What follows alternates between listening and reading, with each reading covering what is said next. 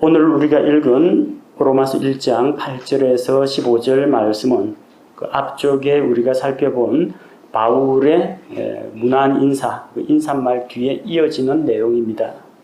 자, 로마에 있는 성도들에게 그가 문안하고 그리고 이제 자기가 로마를 방문하고자 하는 계획을 알리면서 그들로 하여금 자기의 방문에 대해서 준비하도록 합니다.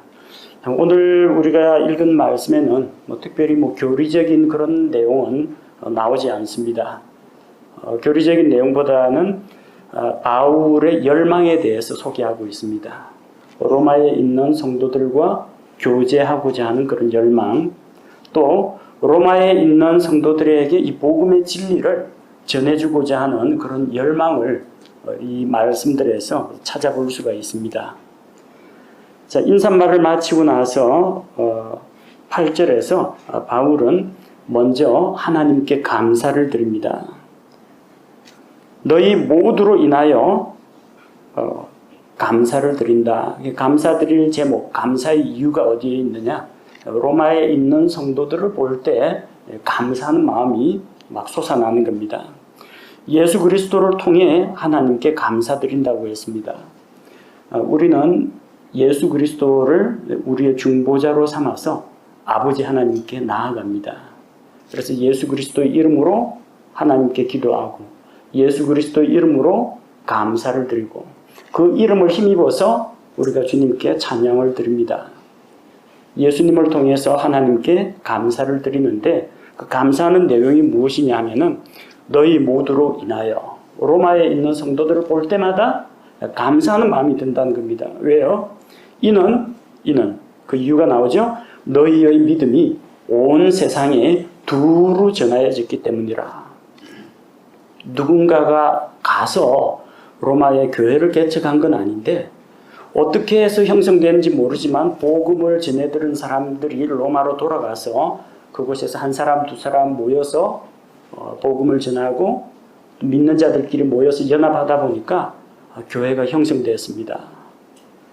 그래서 그 놀라운 복음의 생명력을 볼 때 하나님께서 로마에서 이루신 이 놀라운 일을 볼 때 마음속에 감사하는 마음이 드는 겁니다.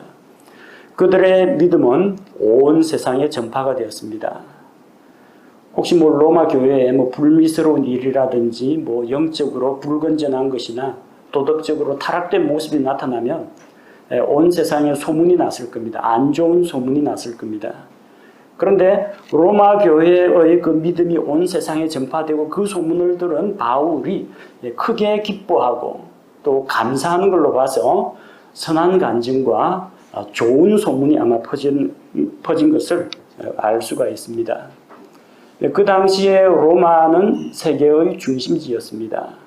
모든 길은 로마로 통한다. 그런 말이 있을 정도로 로마는 도로망과 통신망이 발달해 있었고 또 주변에 있는 수많은 여러 민족들에게 영향력을 행사하는 위치에 있었습니다. 거기에서 복음이 온 세상으로 퍼져나간다. 로마의 발달한 이 교통과 또 도로망을 통해 가지고 또 많은 사람들이 오고 가는 그런 세계의 중심지에서 복음이 전 세계로 퍼져나가는 것을 볼 때 정말 사도 바울은 마음속에 가슴 벅차오르는 것을 느꼈을 겁니다. 그래서 그들로 인해서 감사를 드리고 또 잊지 않고 기도할 때 로마에 있는 성도들을 위해서 기도한다고 했습니다. 자, 9절에서 10절 말씀에 보면 바울의 기도가 나옵니다. 하나님께서 내 증인이 되시거니와 형제님, 제가 형제님 위해서 기도하고 있습니다. 우리 보통 이런 식으로 인사합니다. 저는 당신에게 관심을 갖고 있습니다. 항상 마음속에 생각하고 있습니다. 근데 다분히 또 이게 기독교인들 사이에서는 관례적인 인사처럼 마치 식사하셨습니까? 별거 없으시죠? 하는 말처럼 지나가는 말로 툭툭 던지는 것일 수가 있습니다. 예, 알겠습니다. 예, 기도하겠습니다. 한번 기도해 보죠. 이런 게 마치 그 순간에 적당한 대답할 말이 없을 때 이제 대화 좀 그만하고 좀 더 생각해 봅시다. 그런 식으로 기도해 봅시다. 기도하겠습니다. 뭐 그런 정도로 얼버무리는 수가 있어요.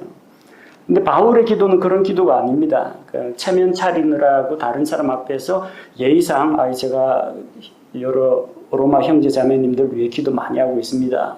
그런 게 아니라 이 기도를 하면 누가 들어요? 하나님이 들으시죠? 하나님이 증인이시라는 겁니다. 내가 여러분을 위해서 얼마나 지금까지 열심히 기도해 오고 있는지 하나님께서 내 증인이라는 겁니다. 이거 바울이 하나님의 이름을 팔아가지고 자기의 어떤 권위를 높이려고 하는 게 아니라 솔직한 심정으로 하나님 앞에서 내가 단언하건대 여러분을 위해서 기도하고 있습니다. 그 신실한 모습을 볼 수가 있습니다. 그리고 언제나 너희에 관하여 바울이 기도할 제목이 아마 한두 가지가 아니었을 겁니다. 환난과 핍박을 겪으면서 이 반대 세력과 부딪혀서 영적인 전쟁을 하면서 기도 제목이 많겠죠. 그리고 또 그가 복음을 전한 소아시아 지역 생각하면 어떻습니까? 저기 안디옥을 위해서 기도해야 되고 예루살렘을 위해서 기도해야 되고 에베소를 위해서 갈라디아를 위해서 고린도를 위해서 뭐 여러 개 기도할 게 많다는 겁니다. 근데 아직까지 자기가 방문도 해보지 않은 로마에 있는 성도들을 위해서 언제나 기도한다고 했습니다. 뭐 언제나 기도한다는 말이 사도 바울이 24시간 동안 로마 성도를 입에서 되뇌이고 있다 그런 이야기는 아닙니다. 기도할 때마다 언제나 기도하는 그 시간마다 여러분에 대한 기도를 빠뜨리지 않고 있다는 겁니다. 그리고 끊임없이 말하며 보통 뭐 그런 정도 기도하다가 우리는 손을 내려놓는 경우가 많습니다. 열심히 기도하다가 어떤 때는 기도 응답이 조금 더디거나 관심이 좀 덜해지면은 도중에 내려놓습니다. 바울은 끈질기게 인내로 끈질기게 기도하고 있다고 했습니다. 끊임없이 말하며 쉬지 않고 중단하지 않고 계속 지금까지 기도하고 있습니다. 어떤 걸 위해서 기도하고 있을까요? 로마를 방문해서 그들과 교제하고 영적 진리를 나누는 걸 위해서 기도합니다. 그래서 꼭 로마에 한번 가서 그분들과 만나고 싶다. 그래서 어찌하든지 영어에 나오죠. by any means. 어떠한 수단과 방법을 써서라도 꼭 가고 싶다. 그런 바울이 가지고 있는 교제에 대한 열망을 보여줍니다. 바울이 로마를 방문하고자 계획했던 것이 한두 번이 아닙니다. 여러 번 좌절을 경험했습니다. 뭐 사람이 마음에 계획 품는다고 다 이루어지면 얼마나 좋겠습니까? 뭐 좋은 건 아니죠. 마음에 품은 계획 다 이루어지다가 망하는 수도 있습니다. 좋은 계획은 이루어져야 되는데 마음속에 품은 계획 중에서 안 좋은 거는 하나님이 또 걸러주십니다. 앞길을 막으시기도 합니다. 로마에 지금 가는 것보다 다음에 가는 게 더 좋겠다. 다음에 가는 게 더 좋은 겁니다. 바울도 로마에 가고자 하는 그런 열망이 있었는데 그동안 지금 막혔어요. 그래서 내가 가고자 하는데 이건 내 고집 갖고 우길 문제가 아니라 하나님의 뜻에 따라. 로마를 방문하기는 하는데 내가 가고 싶다고 만사채치고 로마에 가려면 못 갈 것도 없습니다. 하지만 그가 또 맡은 기본적인 사역과 교회를 돌보는 일들이 있죠. 그래서 하나님의 뜻을 구합니다. 주님, 제가 언제쯤 로마를 방문할까요? 로마로 갈 수 있는 길을 열어주십시오. 그러면서 하나님의 뜻을 기다리면서 기도하고 있습니다. 그리고 순탄한 여정을 얻어 이게 기도하고자 하는 내용입니다. 구체적으로 로마로 가는 순탄한 여정을 달라고 기도합니다. 가서 뭐 하게 해요? 로마를 방문해서 뭐 하게 해요?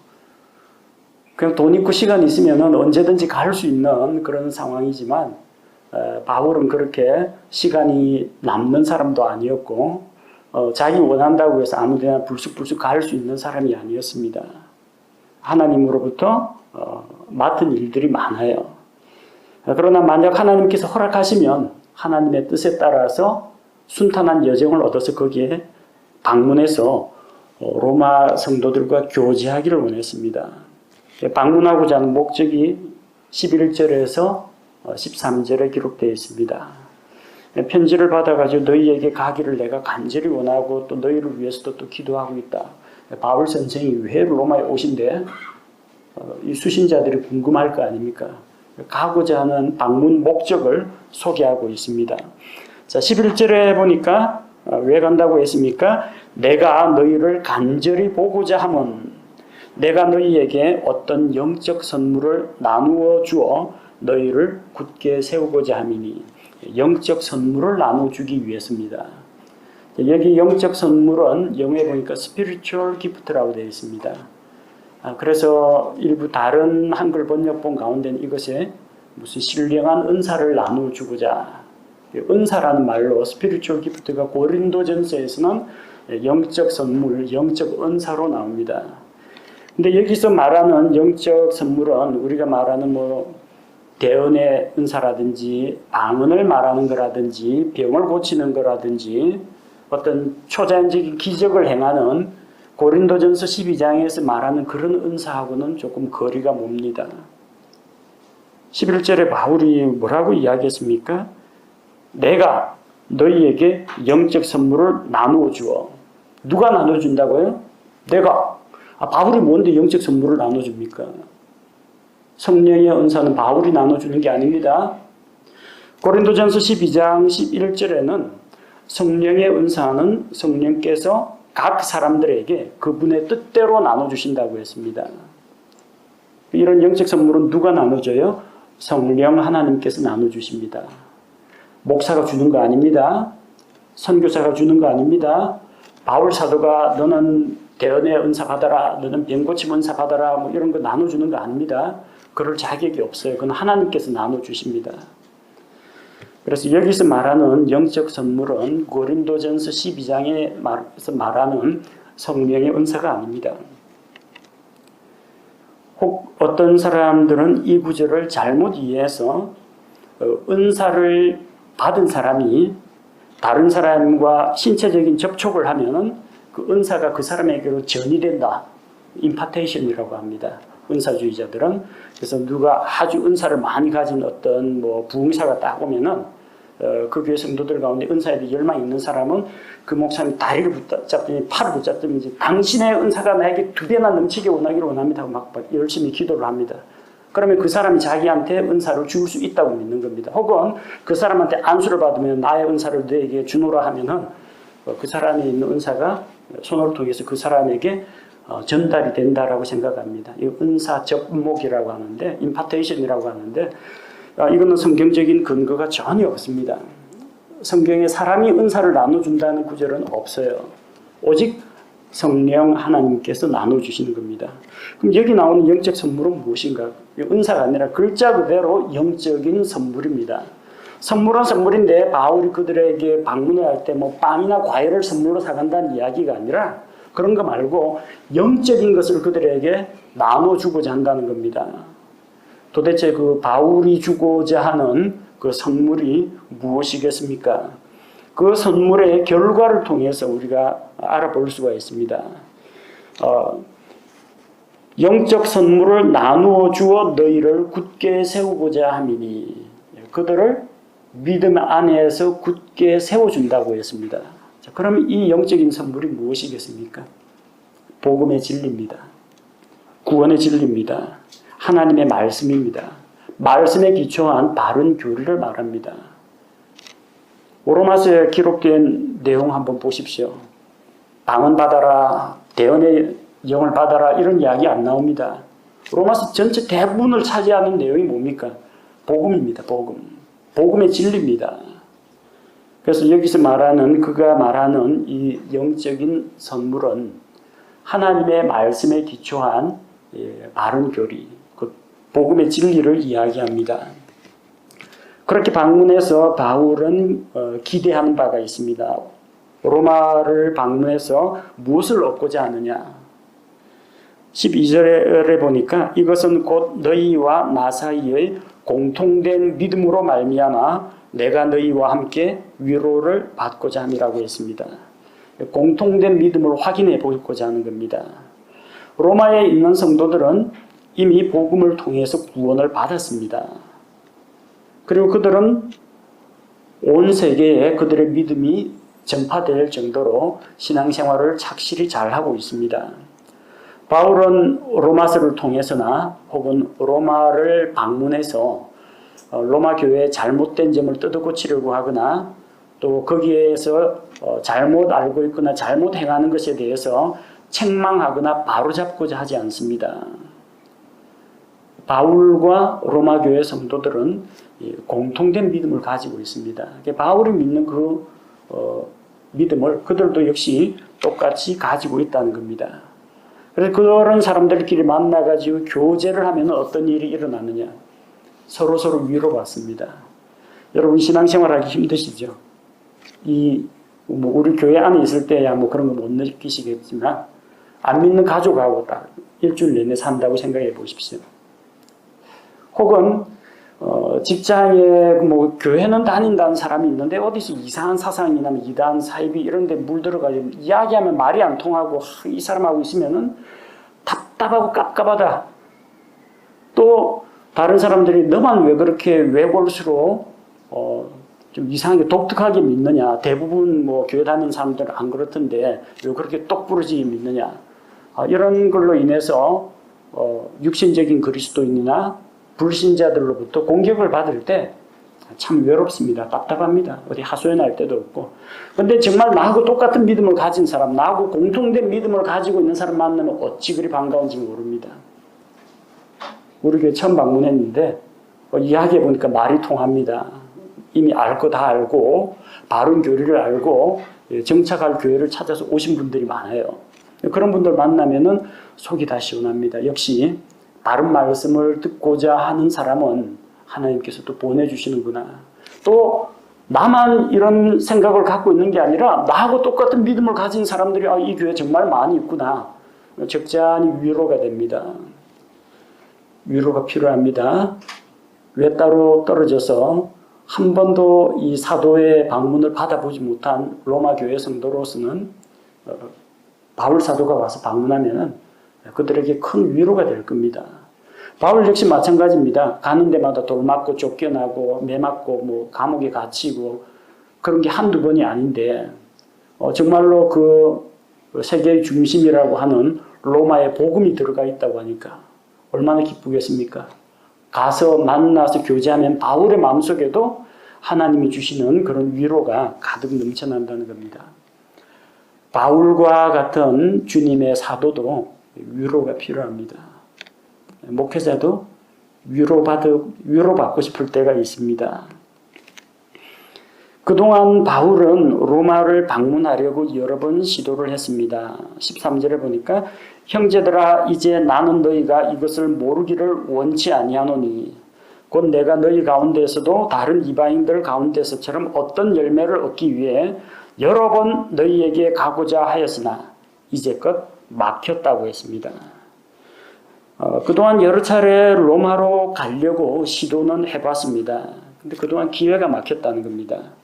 로마서 15장 22절에도 끝 마무리 인사에도 나옵니다. 이러한 까닭에 또한 내가 너희에게 가는 것이 많이 막혔으나 하지만 이제 하나님의 뜻에 따라서 순탄한 여정을 주시면 방문하겠다는 겁니다. 바울이 그토록 로마를 방문하려고 한 그 이유는 앞서 말씀드린 것처럼 교제를 통해서 위로를 받고 그들에게 복음의 진리를 나눠주고 또 그를 통해서 그들 가운데서 열매를 얻기 위한 것이었습니다. 다른 이방인들 가운데서처럼 너희 가운데서도 어떤 열매를 얻기 위해서 그가 이방인들에게 복음을 전해가지고 어떤 열매를 얻었습니까? 그들이 구원을 받았죠.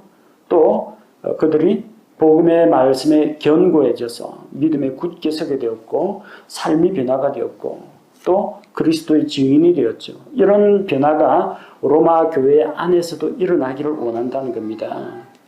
그런 열매를 얻고자 했습니다. 진리의 말씀을 통해서 각 사람이 복음 안에서 견고히 서기를 원했습니다.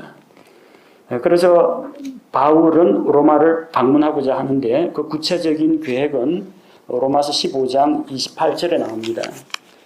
로마서 15장 25절에 보면은 바울은 지금은 내가 성도들을 섬기기 위해 예루살렘으로 간다고 했습니다. 그 이유는 마케도니아 지방과 그 빌립보 교회가 있는 데죠. 아가야 사람들, 고린도 교회가 있는 지역입니다. 그 사람들이 예루살렘에 있는 가난한 성도들을 위해서 구제헌금을 바울에게 맡겨서 보냈기 때문입니다. 그래서 구제헌금을 전달하고 어디로 가느냐. 28절에 보니까 그러므로 내가 이 일을 행하고 이 열매를 봉인하여 예루살렘에 있는 성도들에게 전달한 뒤에 너희에게 들러서 로마를 방문해서 그 다음에 스페인으로 가고자 했습니다. 스페인은 왜 갑니까? 스페인은 그 당시 유럽에서 땅끝입니다. 당시 땅끝이에요. 그 다시스라고 하는 항구가 있는데 스페인 끝자락에 있습니다. 그 당시는 그렇습니다. 지금은 이제 지리상의 발견을 통해 가지고 거기서 쭉 더 가면은 인도가 나오는 게 아니라 신대륙, 아메리카 대륙, 북미, 남미 그게 나온다는 것을 우리는 알고 있지만 그 당시에서는 그 바다 먼 바다까지 가는 큰 배도 없었고 거기가 뭐 바다 낭떠러지 바다 땅의 끝이라고 불렸던 곳입니다. 바울의 목표는 뭐예요? 주님의 사도가 되어서 온 세상에 복음을 전하고자 하는 것이었습니다. 그래서 예루살렘과 온 유대와 사마리아와 땅의 맨 끝까지 이르러 주님의 증인이 되고자 했던 겁니다. 로마 전 세계에 영향을 미치던 로마에 가서 그가 복음의 진리를 전하고 또 그들과 교제하고 그리고 그들이 보내주기를 허락한다면은 스페인으로 가겠다. 당시로는 그게 땅끝입니다. 땅끝까지 주님의 증인이 되기를 원했던 것입니다. 자, 그는 이런 복음에 대한 그런 열망을 가지고 있었는데 그런 복음에 대한 열망은 어디에서 온 것이냐? 뭐 여러 가지 이유가 있습니다. 첫째는 가장 무엇보다도 하나님에 대한 사랑, 사람에 대한 사랑, 죄인들에 대해서 긍휼히 여기는 마음 이런 여러 가지 이유가 있었는데 그는 자기가 복음을 전하는 이유에 대해서 14절과 15절에서 소개하고 있습니다. 나는 그리스인이나 바바리인이나 지혜 있는 자나 지혜 없는 자에게 다 빚진 자니라. 자, 바울은 자기를 가리켜서 빚진 자라고 했습니다. 뭐 바울이 누구한테 뭐 돈 빌려다가 쓰거나 뭐 그러지는 않았는데 또 누군가에게 신세를 진 적은 있어도 그것은 다른 사람들이 그리스도 안에 있는 사랑으로 호의로 그에게 베풀어 준 것들입니다. 근데 정말 바울은 자기가 빚졌다라는 절박한 생각을 가지고 있는 게 한 가지 있었습니다. 빚을 진 사람은 마음이 편치 않습니다. 빚 갚을 때까지는요. 여러분도 그렇죠. 재산을 좀 형성해서 가야 되는데 이 집 살 때 은행 뭐 담보 대출 받았다고 하면은 그 대출 빚 갚기까지는 이 집은 내 집이 아니다. 그런 생각 가지면서 언제나 마음의 짐이 됩니다. 누구한테 돈 꾸었었다 하면 그거 다 갚기까지는 마음이 편치가 않고 그 사람 볼 때마다 좀 미안한 생각이 듭니다. 빚지고는 못 삽니다. 빚지면 갚아야 됩니다.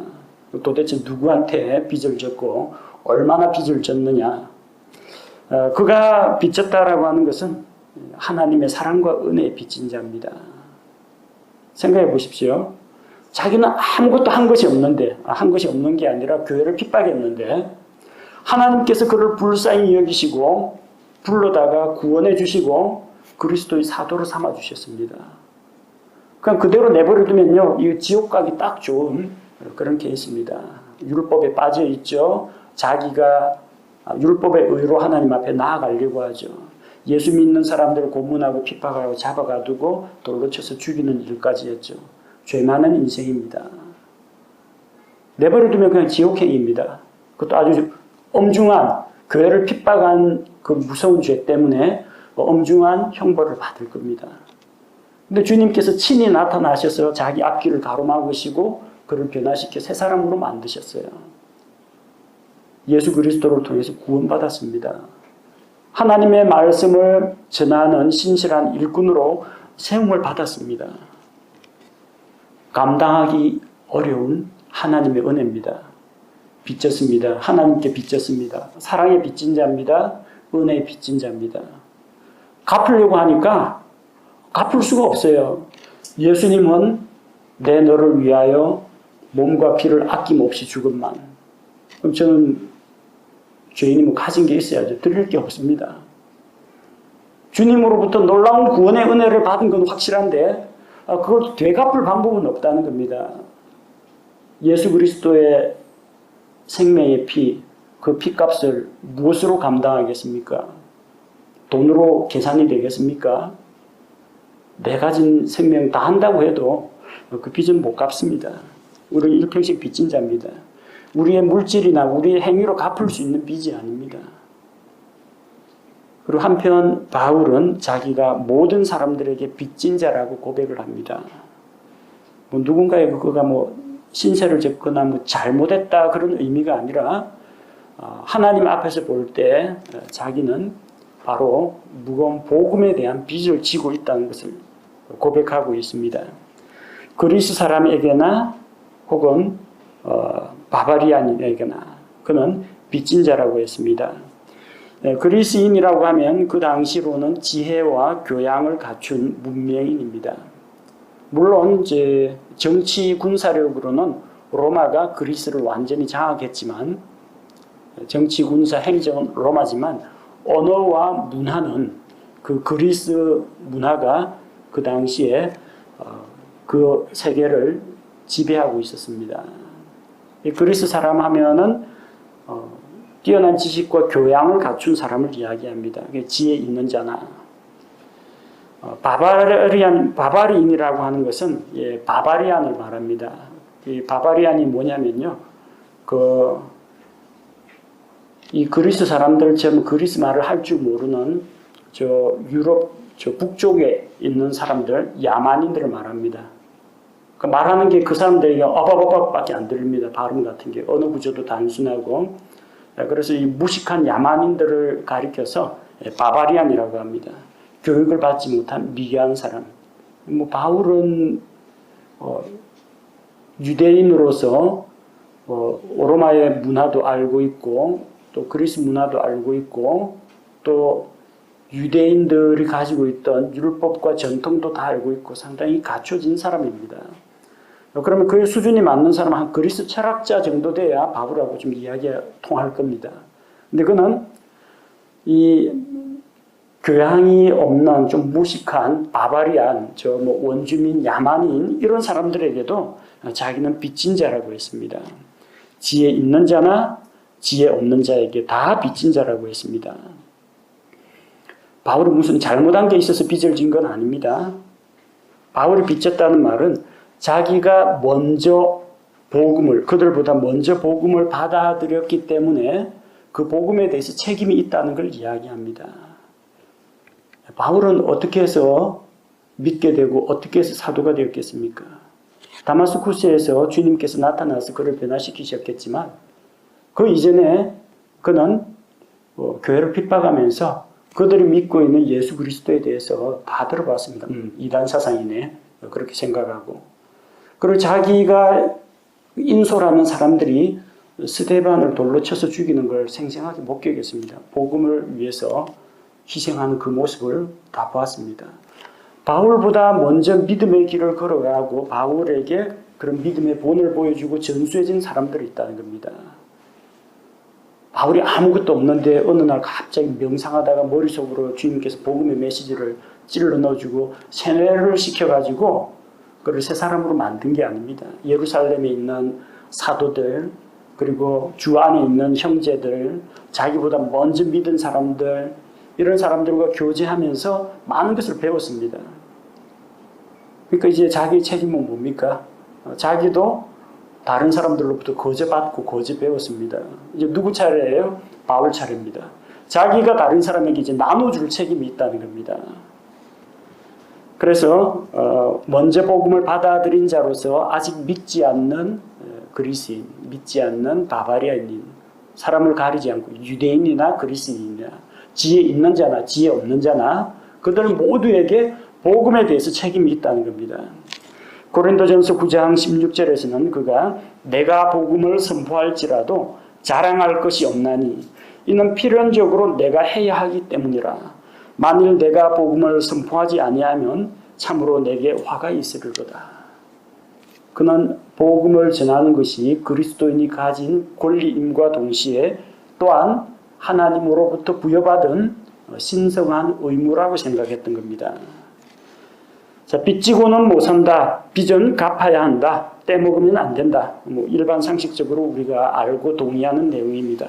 자, 그래서 빚졌으면 어떻게 해야 돼요? 15절. 그러므로 나는 빚진 자다. 그러므로 어떻게 해요? 빚졌으니까 갚아야죠. 어떻게 갚으려고요? 내 안에 있는 분량대로 나는 또한 로마에 있는 너희에게 복음을 선포할 준비가 되어 있노라. 복음의 빚을 졌으니까 갚는 방법은 단순합니다. 복음을 다른 사람들에게 전하는 것입니다. I am ready to, be ready to, 뭐뭐 할 준비가 되어 있다. 언제 어떤 상황에서 누구를 만나더라도 복음을 전할 준비가 되어 있다. 하나님께서 사람을 만나게 해주시고 복음을 들을 수 있는 그 환경을 마련해 주시면 언제든지 복음을 전할 수가 있다는 겁니다. 시장에서 만나는 사람, 제작거리에서 만나는 그리스 철학자, 심지어는 옥에 갇혀가지고 간수하고 또 로마 법정에서 수많은 그 왕과 총독과 대적하는 무리 앞에서도 기회만 나면은 복음을 전했습니다. 복음의 빚진 바울은 복음을 전하고자 하는 강력한 열망을 가지고 있었습니다. 그래서 우리는 이 로마서 1장 8절에서 15절 말씀을 통해서 주 안에서 같은 믿음을 가진 형제 자매들과 교제하기를 원하는 그 바울의 간절한 소원과 또 어떻게 해서든지 기회가 되면 때를 얻든지 못 얻든지 다른 사람들에게 복음의 빚진 자로서 복음을 전하고자 하는 바울의 전도의 열정에 대해서 배울 필요가 있습니다. 자, 오늘 말씀 정리를 해보겠습니다. 바울이 로마에 있는 성도들의 소식을 듣고 그들을 위해서 부지런히 기도한 것처럼 우리 역시 다른 성도들을 위해서 기도할 필요가 있습니다. 다른 성도들이 영적으로 성장하고 변화하는 모습을 지켜볼 때 하나님 앞에서 감사하는 마음을 가져야 합니다. 또 개인적으로 기도할 때 쉬지 말고 끊임없이 다른 성도들의 이름을 말하면서 하나님께 기도로 간구해야 합니다. 그 당시는 정말로 신앙적으로 핍박을 받는 그런 시기였습니다.